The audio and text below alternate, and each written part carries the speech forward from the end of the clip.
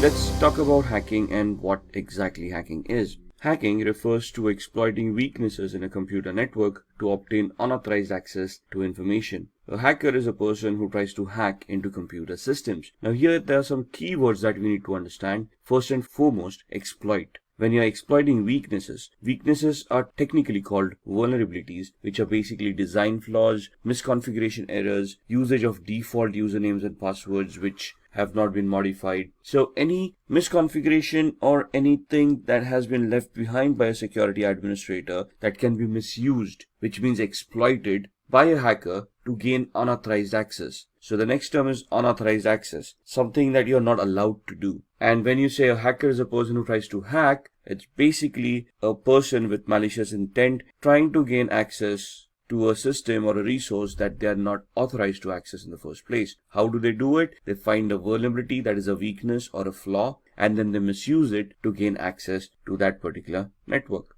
So here in the diagram, you can see that the sender on the left hand side is trying to send some data to the receiver on the right hand side. The hacker would try to gain unauthorized access to the transmission that is being sent and would try to capture the data packets and read the secrets within. Let's look at a business case scenario into hacking. Now there is an organization, everybody is going around their own business when they realize that their systems may have been compromised. Now they're trying to look at the customer data to ensure that that has not been compromised and trying to assure the customers. However, they do realize that some customer data has been lost and even the company reports have been modified as well. Now this is the scenario where there have been some security controls in place and those controls have been identified. They realized that there is an attack that has happened, and based on that attack they have realized that their data has now been compromised and their records have been modified by the hacker, which means that the data is no longer trustworthy and thus cannot be used by the business for any legal transactions. So then the hacker gives a call to the organization or gets connected to the organization demanding a ransom for the data to be replaced, to be taken back into the original state where it was trusted, and thus the organization can utilize it for business transactions.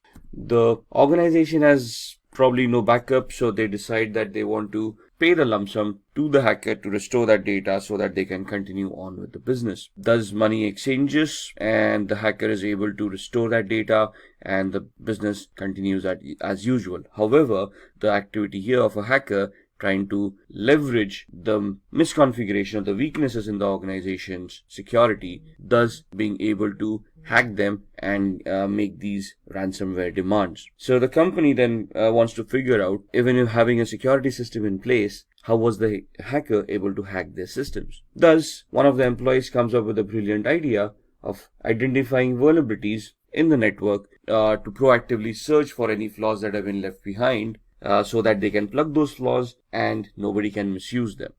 Thus, they figure out that they want to hire an ethical hacker who would help them identify the security posture of the organization, identify the weaknesses, vulnerabilities and flaws, and help them remedy those flaws so that in future scenarios, these scenarios will not happen.